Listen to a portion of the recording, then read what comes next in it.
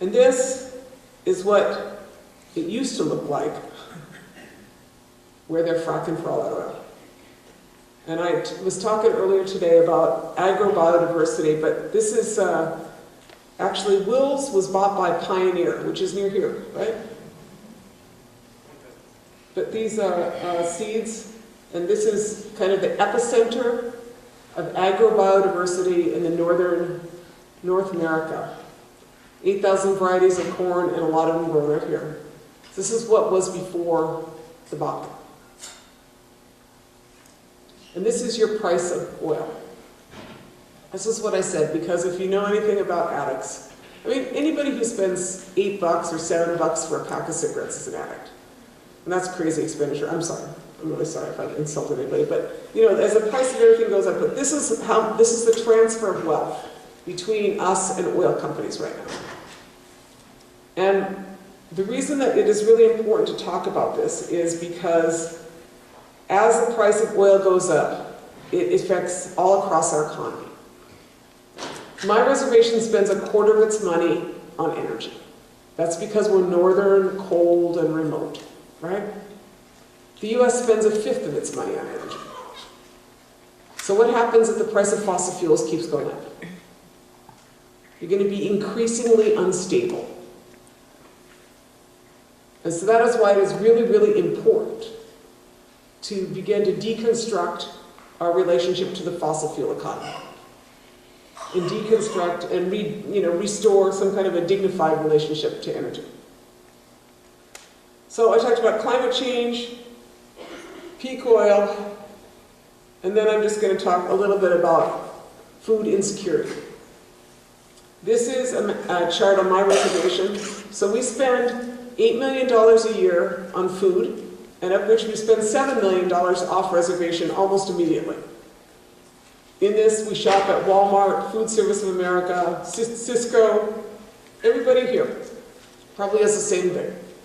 And what this means is that the $1 million we spend on reservation is spent almost entirely in convenience stores, buying like junk food, which is why we have a very high rate of diabetes in my community. And it is also why there's an entire generation, I'm sure not the young people who are here, but there's an entire generation of young people your age that don't even know how to cook. They know how to heat stuff, right? That's what they know how to do, is to reheat stuff. And so that process of getting increasingly disconnected from everything puts us in a very, very dangerous situation as we think about where it is we're going to go. You know, there's some facets of that which are kind of obvious. You know, if you are an adult in America, you end up that you can't do much. A lot of people. They can't cook. They can't sew. They can't generate their own electricity or energy. Most of them don't have wood heat, right? Most of them can't fix stuff. You got to take everything to somebody to get it fixed, right? What else? You understand what I'm saying? And all our food comes from someplace else. So by the time you're done with that, they say that the average American house has about the equivalent of 100 slaves. That's what they say. And I totally get how that happens. And that is entirely not sustainable. Can't do that. Can't do that and expect people are going to provide everything for you. And 71% of our economy is based on consumption, right? So we became a bunch of people who decided that we couldn't do anything, and so it should come to us. And that is not going to work out. And this is the other reason it's not going to work out, is because the average meal travels 1,400 miles from farmer to table. And so what happens when the price of food goes up? Or what happens when the price of gas goes up? The price of food goes up, right? And this doesn't even count the amount of petroleum byproducts that we slather on our food. You know, from in the fields to the the equipment to the packaging, right? So this path, the scorched one, is not going to work out over the long haul. So we have some ideas on how to get back to something that makes sense. So this is my community. Well, actually, it's not my community. This is some pictures of some of our stuff we grow. This is my friend, Jonesy Miller. He's actually in Menominee. I just realized, I was like, this is what we do though. We grow corn. That's one of the things we do. And I have to tell you about this because my father, he passed away about 20 years ago, but he was a cool old Indian guy from my community, and he used to say to me, Winona, you're a really smart young woman, but I don't want to hear your philosophy if you can't grow corn. It's a really interesting thing to say, you know? So it turned out I wasn't as smart because it took me a long time to grow corn, and now I'm a corn grower, right? And that's what I actually would rather do than fight pipelines. I just have to tell you the honest truth, but it turns out someone has to, right? So I'm okay, but I'm going to get my cornfield installed, okay? This is a Bear Island flint corn. And the thing about this that Michigan will understand, you guys know this island called Garden Island? Thank you, near Beaver Island, right? Up north. Up north, okay. Bear Island flint. Bear Island flint, very interesting. The Anishinaabe grew a lot of corn on islands. Particularly in our area, we have a multitude of islands. And why would we grow corn on islands? We grow corn on islands for a couple of reasons. One, no predators. You know what I'm saying? No little raccoons, Bannock, oh, no deer, right? Micro-ecosystem. Does that make sense to y'all? Yeah, sure. Smart. You know, so instead of building those luxury homes, we grew corn. And our corn has twice the protein and half the calories of market varieties. Rocks B vitamins. Is our corn, our Bear Island flint, I've never had a crop failure. I even had a young intern who was totally challenged working my field this year, and he couldn't even mess it up. It was like one of those things, like it was one of those years I was like, oh, sure. And then I was like, oh my gosh, should I just let that kid in there? Yeah. You know, this corn, I never had a crop failure. It's frost resistant, it's drought resistant, and when Monsanto's Roundup Ready fields, when they had a big sear wind in Minnesota, the Roundup Ready fields tipped over, my corn stood. So, the reason I'm telling you about this is, what do you think you want to grow in a time of climate change? See what I'm saying? You want to grow something that reflects the agro-biodiversity that belongs in your ecosystem. Not something that comes from someplace else. You can do some adapting, get some, you know, high tunnels, right? Get some cool stuff going on. If you're really cool, you can go be like Will Allen. How many of you know Will Allen? Growing Power. Look this guy up. In Milwaukee, he grows 1 million pounds of food on 3 acres. Urban gardening. You know, he's like remarkable. He doesn't grow a lot of corn because that doesn't grow like that, yeah? But what I'm saying is that we have, I like the term agency, and I don't know if there's, but it's like being self-determination. We have the ability to do this stuff, you know? No one has to do it for you, you got the ability to do it. That's our corn. That's our pink lady flower corn my friend Sue grows for me. I grow it sometimes. It is magenta pink corn flower. It's a flower corn. It's a great corn. People say, why do you grow pink corn? And I say, because I like pink. They're like, someone said to me last year, why don't you grow blue corn? And I said, why don't you grow blue corn? You know what I'm saying? There's like 8,000 varieties of corn. There's like one for every color. You know, whatever you want to grow, you can find it. Right? Or get one from your ecosystem. I'm like, you know, so I'm sticking to my pink corn, but I like this one. Then this one here, Pawnee eagle corn. So a long time ago, it is said that when the Pawnees descended from the sky world, that the woman came down in a corn husk, and the man came down in a buffalo robe. And that is how they became what was then known as the Arikara people. And some of them, they lived there in those villages that I showed you the picture of, in the northern Missouri River, in those fabulous houses that are what you want to be in a North Dakota winter, and what you want to be in a North Dakota summer. They're earth lodges. And they're way better insulated than anything that's out there. And they grew all these varieties, and they lived well. And then one day, some of them moved south. They became the Skiddy Pawnees. They moved into what is Nebraska today, and they lived near a town that is known as Kearney, Nebraska. And they brought with them all of their seeds.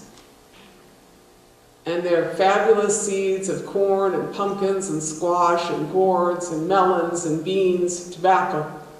And they grew those there. And then the settlers came. And when the settlers came, they actually got along pretty well with the settlers. That's how it was told to me by Deb Echohawk, the Pawnee seed keeper. She said, yeah, we got on pretty good with them. We were kind of like AAA. You know, someone had a lame horse, they come see the Pawnees. Someone's wagon wheel was broken down, the Pawnees would help them out. The women would help birth each other's babies. They really got along well. Then the federal government had to come in and mess it up. The federal government forced the removal of the Pawnees at gunpoint, 3 separate removals to Oklahoma. Many of their people perished on the way, and there was great grief, you know, and even the settlers cried when they left. She told me this story, the settlers cried when they left. They were so sad. And they got to Oklahoma, and their grief continued because they had lost their people, they had lost their land, and then they could not grow their seeds. Their plants would not take in Oklahoma. And so each generation, their seeds dwindled in their sacred medicine bundles and in all their places. They dwindled down and down and down until it came to be that there are very few seeds. And then one day, this woman named Ronnie O'Brien from the Archway Museum in Kearney, Nebraska, called up the Pawnee Tribal Council and said, I would like to grow some of your seeds because I am here in the town that you came from. And we have a historic museum, and we'd like to grow traditional seeds. And the Pawnee said, you know, we really don't have many left, but talk to Deb Echohawk. And so Deb Echohawk heard her story, and then she thought, and they deliberated, and she took it to the Pawnee elders. And the Pawnee elders deliberated long and discussed this much. And then the Pawnee elders said, you know, we're going to send some of those seeds back. And so they sent those seeds back to the Archway Museum, and there, those seeds, when planted, they flourished. They flourished. And what Deb told me was that the seeds remembered the land they came from. And so then the descendants of the settlers of the Pawnees began to grow the seeds. The descendants of the settlers began to grow the seeds of the Pawnee in that village. And each year, more and more seeds have come. And a few years ago, they had Welcome Home Pawnee Days there. And when they had Welcome Home Pawnee Days, the 150 Pawnee came from Oklahoma up in some Greyhound buses, and 8,000 people came out to see them. And then 2 years ago, our organization Honor the Earth was able to give some money to the Pawnees to send their kids up to live in that town of Kearney and to grow all those varieties. And so I like to tell that story because I believe in redemption. I like to tell that story because it's a story also about how people make history. I like to tell that story because it tells you something about corn. Because corn doesn't exist in nature. It's geosynte. But it took many, many years of many, many really smart and thoughtful people to make 8,000 varieties of corn. So corn is something that requires humans to become as beautiful as it is. And so it puts us in relationship with something that is important in relationship. So that is their corn, the Pawnee Eagle corn. That's one of their many varieties, and I think it is stunning. And so that is, a little bit about why we grow these corn varieties and how much corn teaches us. And this is how short our corn is. Now this is actually in the Dakotas. Mine is usually taller than that, but when I first grew it, I thought that I had failed because it was so short. But I did not fail. It's just that if you want to be corn that hangs out in a drought or in a big wind, you don't need to be tall. You can be short little corn guys and you're great. Right? And that's my friend Frank Kutka. He's a USDA guy who loves corn. Loves corn so much. He's so funny. He's a sustainable ag guy from North Dakota. And he says, you go in there, and he says, what they say, you go in there and you say that you're sustainable agriculture man for USDA when he goes to these farmers' meetings, and he says it's kind of like saying you're a gay Muslim. They all like, you're like, ah! It was North Dakota. But that's what he grows, he loves that more. This is our squash, Auricera squash, totally rocks, and high in amino acids, antioxidants. And this big orange squash here, I grew that a few years ago. This here is, the seeds came out of an archaeological dig near Green Bay, Wisconsin. And in that dig they went down, and those archaeologists, they dug around and they found this clay ball that was this big, and they shook it, and they heard something in it, and they cracked it open, and it was squash seeds. And they carbon dated it 800 years old. And so that's the squash that grew out of it. It took me a while to grow it.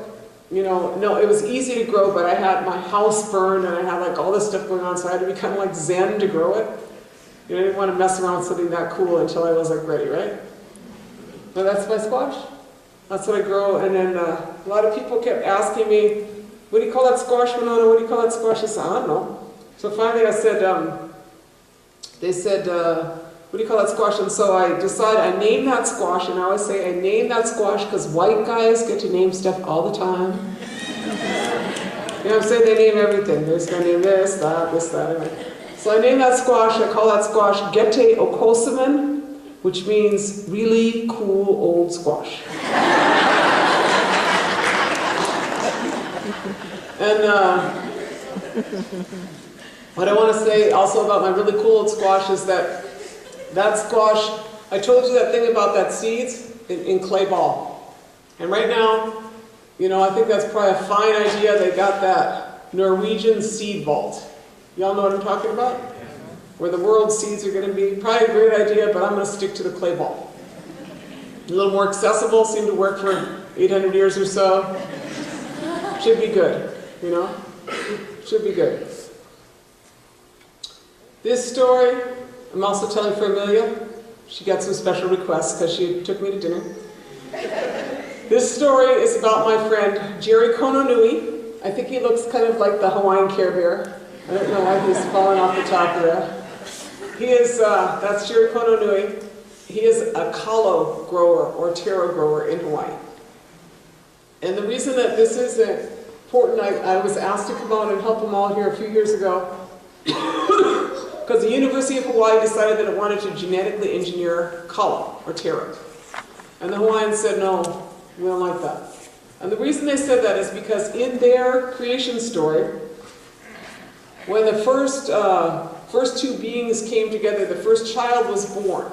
The first child was named Kalo, but it was a stillborn child. And when that stillborn child came into this land, it was called Kalo, and they buried it in the ground, and that is where that plant came from, Kalo. The second born child was Kane, or the Hawaiian. And so Kalo is the older brother of the Hawaiian, right? And so that's a term, it's called cosmogenealogy. That's what the Hawaiians called it, which means as their older brother. And what's important about that is it shows you, like, when the issue of genetic engineering came up, it's not just about, like, that's weird. It's about that you cannot genetically engineer our genealogy. And so that's why these issues are so essential and important to Native people, the issues of genetic engineering and who controls the food and who controls the seeds. These are spiritual issues to us because these foods are a part of us.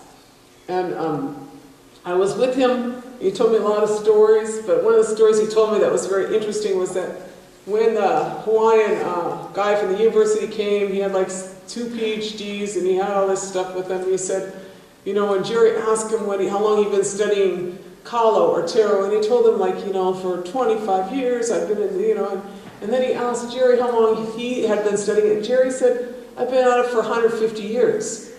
Because in his way of looking at it, all of his ancestors grew these same varieties, and he knew every one of their names. And he knew how they lived, what they liked to be with, you know, what happened at certain times to them, what to grow at different times, because that is the kind of knowledge you get when you are with something for a long time. You understand it. And this is our wild rice in my community. This is what we're fighting over. I'm going to show at the end of this, I'm probably going to show you this 3 minutes on our wild rice economy, our community, but this is my community. I like to show this picture of our ricing. We rice on our lakes. This is Big Rice Lake, the one that is near where they propose to put the Enbridge pipeline. That's why we don't like that pipeline.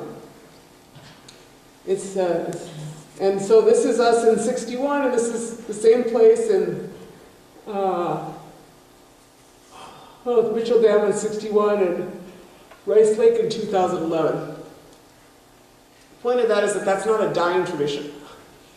That's a really vital economy in our community, and a really vital way of life. And we go out there with our canoes, and I'll show you this little couple of pictures of it at the end, but that's us. So I guess what I would say is that if you're going to redo where we're at, you have to relocalize your food system. It doesn't take, you know, I mean, it is just like common sense answers to climate change. And it said if you relocalize your food system and go organic, that you can reduce 25% of the CO2. And why would that be? Because the massive amount of fossil fuels that is involved in industrial agriculture. The massive amount of fossil fuels that is involved in moving food around. So the more you relocalize it and the more you use like what we do, we are trying to totally decouple from any relationship to fossil fuels.